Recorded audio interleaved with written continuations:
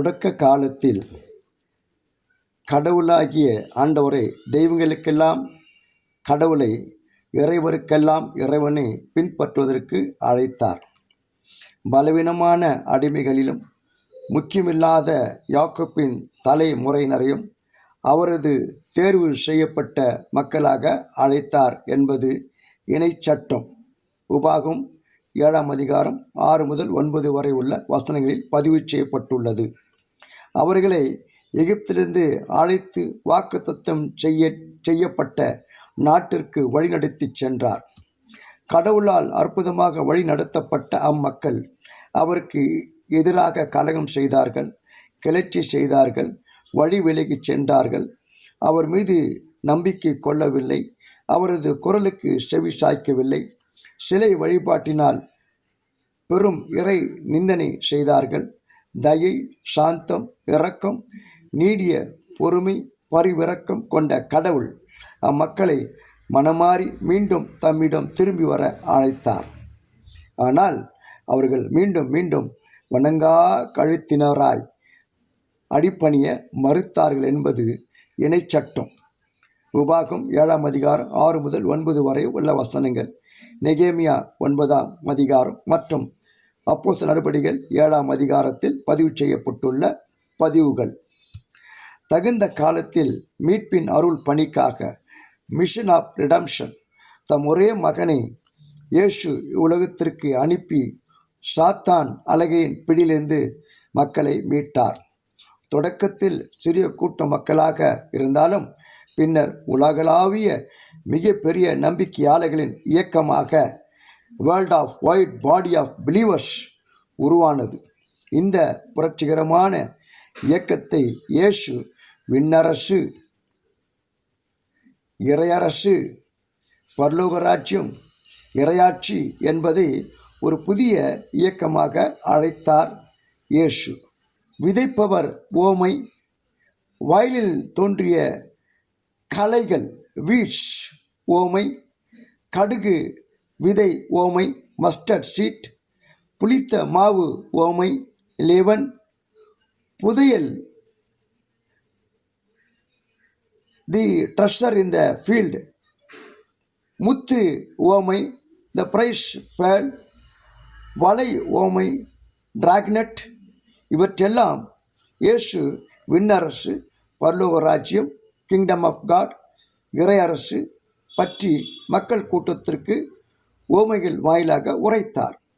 ஓமைகள் வாயிலாக அன்றி அவர் அவர்களிடம் எதையும் பேசவில்லை என்பது மத்தேயு 13ஆம் அதிகாரம் 34ஆம் வசனத்தில் பதிவு செய்யப்பட்டுள்ளது. இவ்வாறு ஓமைகள் வாயிலாக பேசுவதையே இயேசு விரும்பினார். இது அவரின் இறையாட்சி பணியின் கருப்பொருளாகவே இருந்தது. பிரின்சிபல் தீம், அதாவது கடவுளுக்கும் மனிதருக்கும் இடையே ஒரு புதிய உறவை இந்த உலகத்தில் தோற்றுவிப்பதே அவரது இலக்காக, லட்சியமாக இருந்தது. காரணம், உலக அனைத்தும் தீயோரின் பிடியில் இருக்கிறது என்பதும், யூத சமய தலைவர்கள் சாத்தானுக்கு உரியவர்கள் என்று இயேசு கடிந்து கொண்டதும்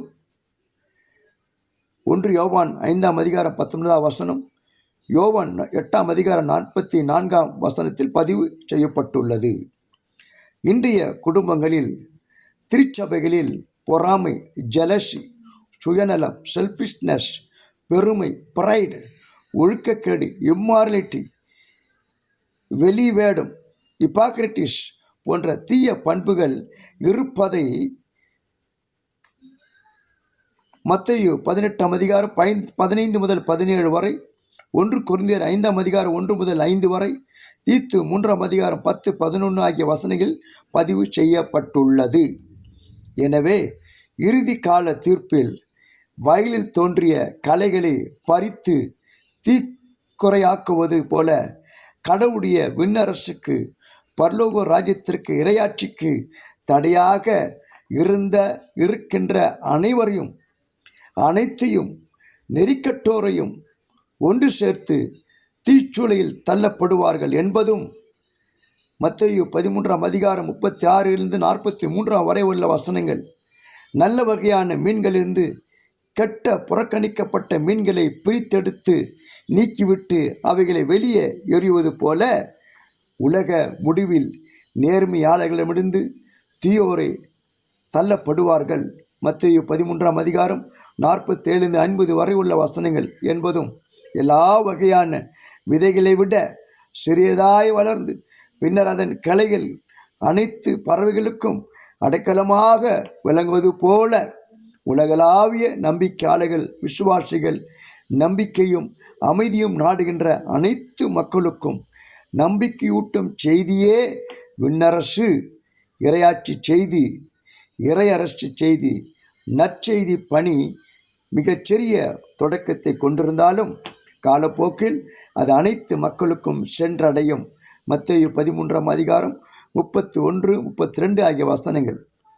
நாம் பெறும் வாய்ப்புகளை சரியாக பயன்படுத்தி கொண்டால் நம்மிலும் பிறரிலும் வளரவும் நாம் உறுதுணையாக இருப்போம் என்ற கருத்தை புதையல் முத்து ஓமை விளக்குகின்றன. அதாவது ஒரு நல்ல வார்த்தை, புன்முறுவல், ஒரு நட்பு அடையாளம், இவை போன்றவை புதிய உறவுகளை உருவாக்கும் என்று பொருள். இயேசுவின் சீடர்களால் அறிவிக்கப்பட வேண்டிய, பறைசாற்றப்பட வேண்டிய விண்ணரசு, இறையாட்சி, இறையரசு குறித்து நற்செய்தி என்பது எல்லா மக்கள் இனங்களுக்கும் உலகெங்கிலும் உள்ள படைப்பிற்கும் எடுத்து செல்லப்பட வேண்டும். மத்தேயு 28:19 மார்க்கு 16:15 இந்த நற்செய்தி என்பது இழந்து போன மக்களுக்கும் காணாமல் போனவர்களுக்கு நம்பிக்கையின் செய்தி, அமைதியின் செய்தி. எனவே இந்த விண்ணரசு, பரலோக ராஜ்யத்தை குறித்த ஓமைகளில் விளக்கியுள்ள வாக்கு தத்தங்களை, எச்சரிப்புகளை, ஆழமான படிப்பினைகளை, போதனைகளை நமதாக்கி கொள்ளவும், இதற்கு நம்மை முற்றிலும் தகுதிப்படுத்தி கொள்ளவும், பிறரையும் தகுதிப்படுத்த ஊக்கப்படுத்தியும் நம்மை முற்றிலும் அர்ப்பணிப்போமா? சிந்திப்போம். கடவுள் உங்களை ஆசீர்வதிப்பாராக. ஆமென்.